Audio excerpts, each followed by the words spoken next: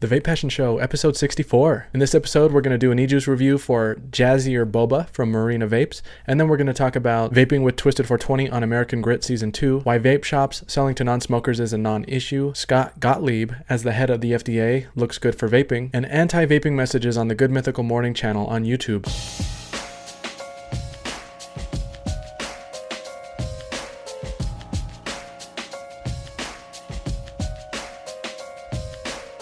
Hey, welcome back to the VapePassion Show. This is episode 64, and I'm recording this on Monday, April 10th. I actually debated doing a podcast this week because I've been so busy with work in the past week that I've just been spending all of my free time on work. I didn't have a lot of time to dedicate to putting this show together this week, and it's been super stressful. And actually, like I mentioned, I'm recording this on Monday. This is the latest I've ever recorded this podcast. I usually try and get it done on Friday nights or Saturday nights. So hopefully this episode gets to you in a reasonable amount of time. Okay, so what's going on with me this week? Well, like I mentioned last week, I was thinking about going to another kite festival, and I did. My wife and daughter, we went and we had a good time. It was a very small kite festival at a national park. Not far from where we live. We pre-registered and they gave us a free kite, so that was cool, but it was one of the cheapest kites I've ever seen. Probably could have made one better out of paper, but it was still fun. As for vaping stuff, I haven't gotten any new vape gear in recently, but I have ordered some, so I'm excited for that. I did order the Icon RDA from Vandy Vape, so I'm really pumped to get that one. I can't wait, and I just saw that it actually shipped today, so hopefully that comes really soon because I can't wait to try it. And I published some reviews for some e-juices from vanvalvapor.com. So I published 4 videos so far, and I'm working on 3 others. I'm hoping to get those up this week. Overall, I think they're a pretty good budget brand.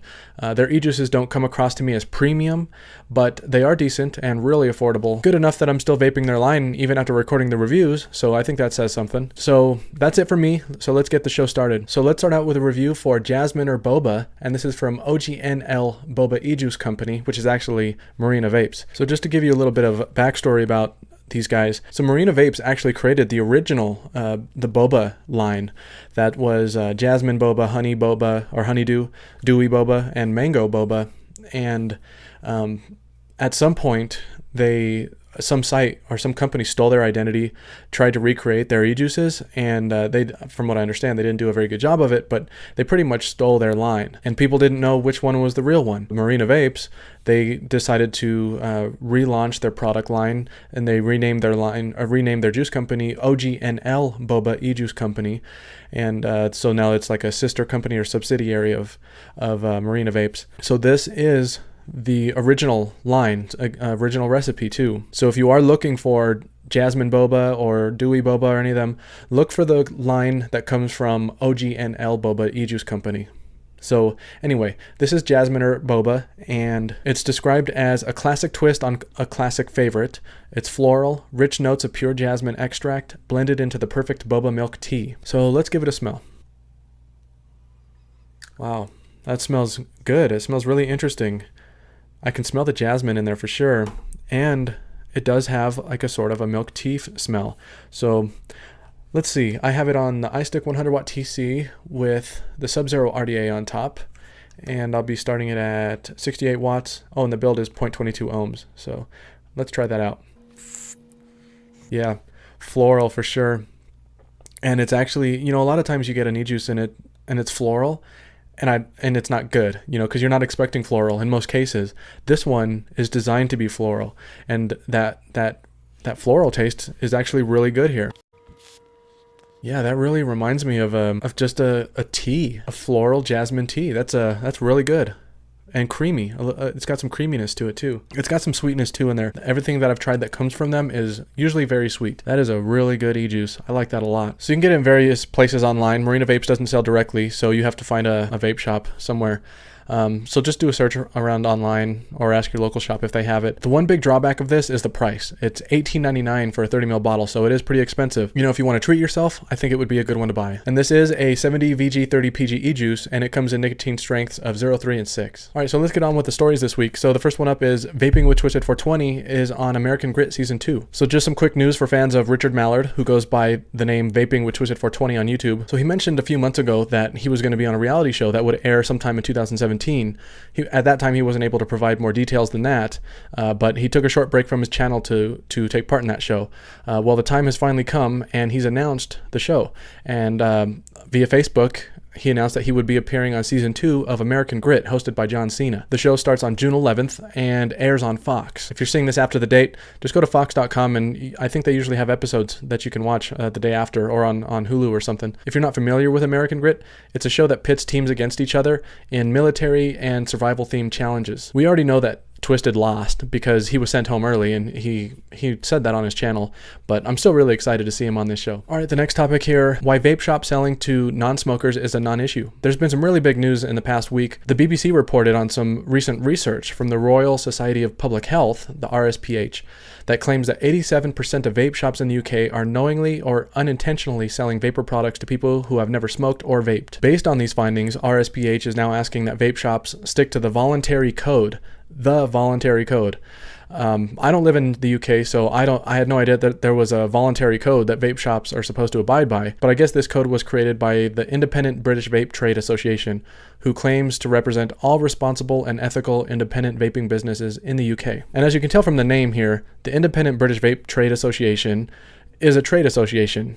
They're not a governing body, they're not a regulating body, so there are other vapor trade associations in the UK, and like any trade organization, they have their own beliefs about how the industry should work. While most trade organizations will have good intentions, at least in their own minds, that doesn't mean all of their beliefs are right. And in my opinion, that's the case with this voluntary code. So the IBVTA has a 15-point code of conduct, and one of those codes says vape products are for current or former smokers and existing users of vaping devices.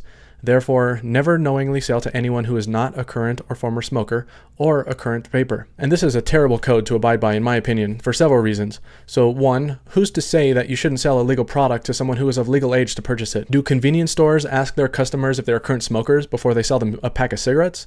Should a liquor store ask customers if they've ever had alcohol before they sell them alcohol? Absolutely not. An adult is free to make the choice to vape if they want to. And secondly, what if someone is turned down from using a vapor product and then they decide to go buy a pack of cigarettes instead? That vape shop might have just created a smoker when they could have prevented it by selling them a vapor product. And I hear people all the time say that non-smokers should not vape. But what a lot of people don't seem to realize is that vaping products are also a method of preventing people from smoking. And this is an extremely important thing to keep in mind. So let's talk a little bit about the study. So according to the RSPH study, they investigated 100 vape shops throughout England, Scotland, and Wales. Less than 50% of the stores had checked if the customer had ever smoked before, and around 75% encouraged non-smokers to start vaping. The RSPH is claiming that this is worrisome because it can create a nicotine addiction that can eventually lead to a smoking habit. This was a plausible theory 10 years ago, but plenty of research has disproven this. Vaping is not a gateway drug. Vapors don't eventually switch to smoking, and many studies have proven this. In fact, one study just came out last month from public health researchers at the University of Buffalo and the University of Michigan that shows there's very little evidence that someone using e-cigarettes will move to cigarette use. And I'll provide a link to that in the show notes if you want to read it. Shirley Kramer, the chief executive of the RSPH, said that vapor products should not be treated as a lifestyle product and should instead be viewed as evidence-based quitting aids. And Richard Hyslop, the chief executive of the Independent British Vapor Trade Association, was quoted as saying, "Vape products should not be marketed to non-smokers or those under the age of 18. Now, I don't agree with that. Vapor products shouldn't be marketed as completely safe, but if they prevent someone from taking up a smoking habit, marketing to anyone of legal age to buy them is important." Hyslop also pointed out that statistics provided by organizations like the Office for National Statistics and Action on Smoking and Health show that more than 90% of vapers in the UK are adult, current, or former smokers, which means this is not an issue. So this story really blows my mind. Why is this even news? Who the hell cares if vape shops are not asking their customers if they're current or former smokers? It's a known fact that less than 3% of never smokers use electronic cigarettes. There's no reason for vape shops to ask all of their customers if they've ever smoked before. Vaping is not smoking, and it shouldn't be treated like it is. Vaping is not illegal, and it shouldn't be treated like an illegal drug. Adults have the right to make their own choices, whether that's vaping or even smoking. And these never smokers they're talking about here might actually be potential smokers. The Royal Society of Public Health clearly did this research for media coverage. They didn't submit their findings to a journal for review, and they performed a study on a non-issue. If you're interested in reading more about this, what other people in the community are saying, I'll provide some links in the show notes to other responses to this study from people who are a lot smarter than me. All right, the next topic here, why Scott Gottlieb as head of the FDA looks good for vaping. So Scott Gottlieb has been nominated by Donald Trump to head the FDA as the new commissioner.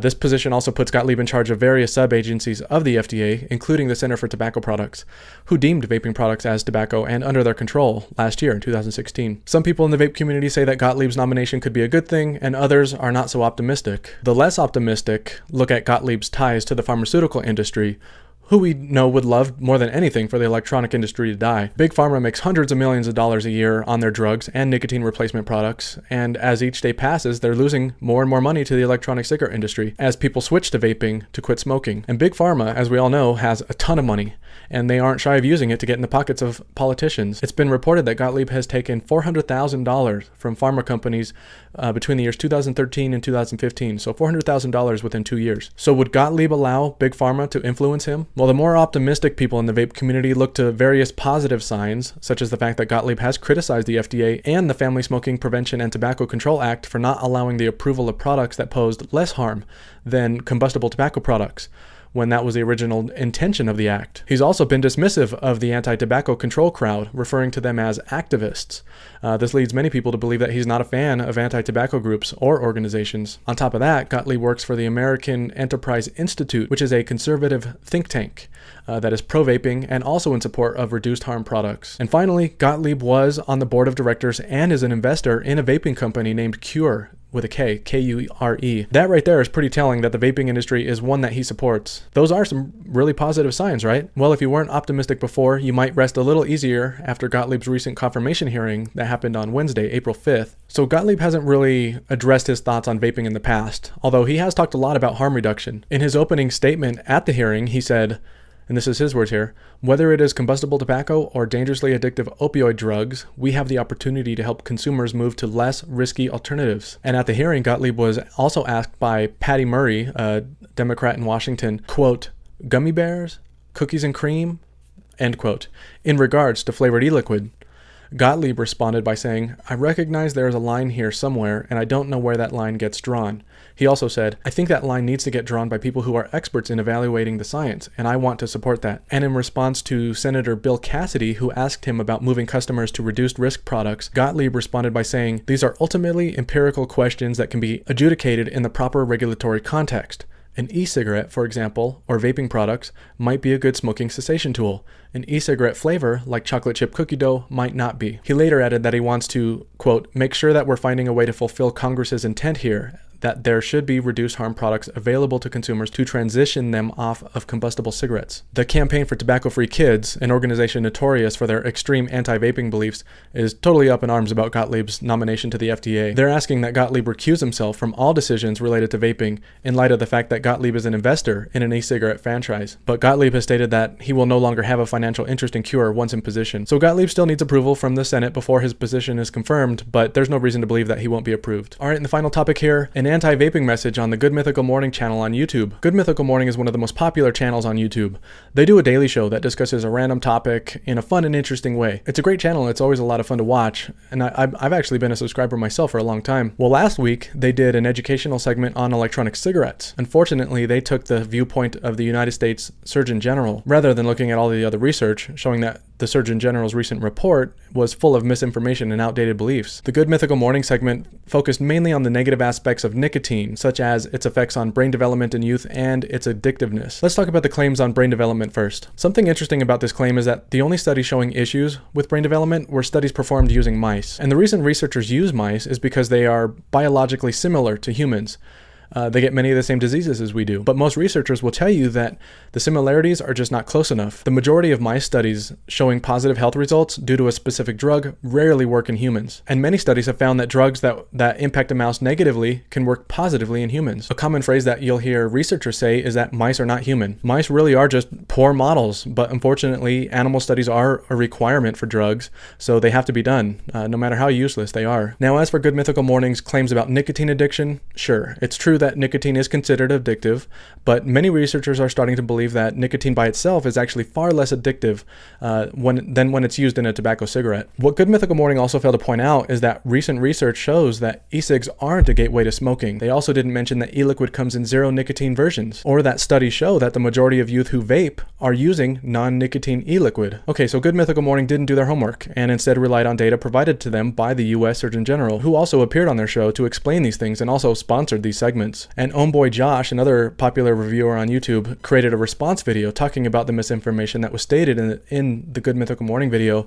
He used several portions of GMM's show, and he received a copyright strike on his YouTube channel, and then the video was removed from his channel by YouTube. A strike on a YouTube channel is pretty serious if you're a YouTuber. The first strike usually acts as a warning, but it can restrict your ability to monetize videos, or at least the one that received the strike. But 3 strikes and your channel will be deleted. So you definitely don't want those. Obviously, Homeboy Josh is pretty upset about that. You can dispute a copyright claim, which he has. Good Mythical Morning has 30 days to decline or approve this dispute. Now, in the way that Josh uses footage in his reaction videos, it's usually considered fair use. But fair use is a tricky area, and it's really hard to fight against when the original copyright owner is claiming infringement. YouTube is actually pretty good about defending fair use, and I hope that they reverse this decision against Josh. So I think it's important to understand that a large portion of Good Mythical Morning's audience are very young. And I think what they were trying to do here was educate these very young, impressionable kids that vaping isn't completely safe, which it isn't as far as we know. What Good Mythical Morning should have done here, though, was mention that there is evidence that it's less harmful than smoking and that it's helping smokers to quit. I really think that Good Mythical Morning is a victim of not being properly educated about vaping. They received this info from what they most certainly believe is correct, considering that it's coming from the US Surgeon General. What I'd really love to see is Good Mythical Morning do a follow-up video discussing some of these things. Maybe they should get another expert special guest on their show with an opposing viewpoint, maybe like Dr. Brad Rodu or Dr. Michael Siegel. Okay, that's all I have for this week. You'll find the show notes for this episode on VapePassion.com. Just do a search for episode 64. If you want to support the show, consider donating to my Patreon page at patreon.com/VapePassion. You can follow me on Twitter at VapePassion, and I'm also on Facebook if you want to leave me a comment. If you like this weekly show, please consider giving me a thumbs up on the video and subscribe to my channel if you're not already a subscriber. You can also subscribe to the podcast version of the show on either iTunes, Stitcher, or Google Play. If you'd like to get notifications of new reviews or of the show, you can sign up to receive my weekly email on VapePassion.com. And if you have any questions or comments, feel free to email me anytime at alex@VapePassion.com. All right, I'll see you next week.